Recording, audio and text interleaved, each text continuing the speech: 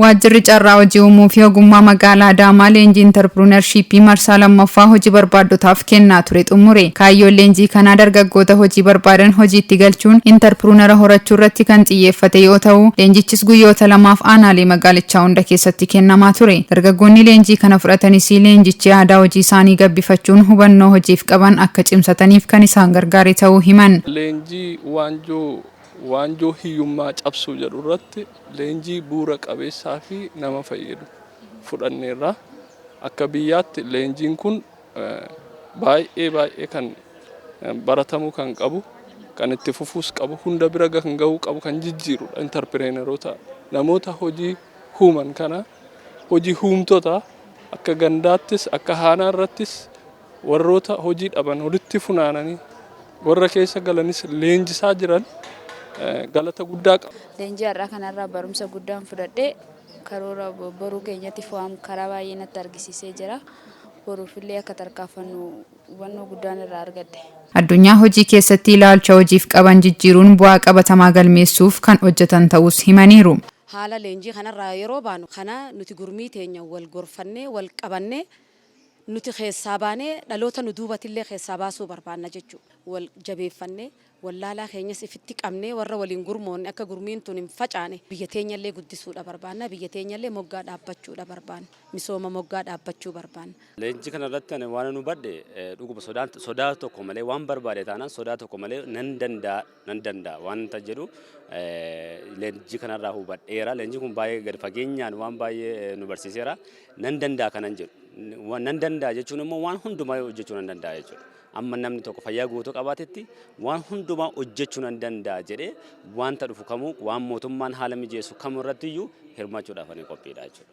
Itti gaafatamaan waajjira carraa hojii uumuu fi ogummaa magaalaa Adaamaa Obbo Abdulqaadir Xayyibuu badhaadhinni kan milkaa'uu fi rakkooleen uummattoota biyya keenyaa kan furamuu danda'u dhaabbilee intarpiraayizii jiranitti haalaan fayyadamuu ta'uu ibsaniiru. Kaayyoof barbaachisummaan leenjii kana magaalaa keenya keessatti dargaggoota hojii dhabeeyyii ta'an gurmeessanii gara hojiitti galchuudha kaayyoon inni guddaan.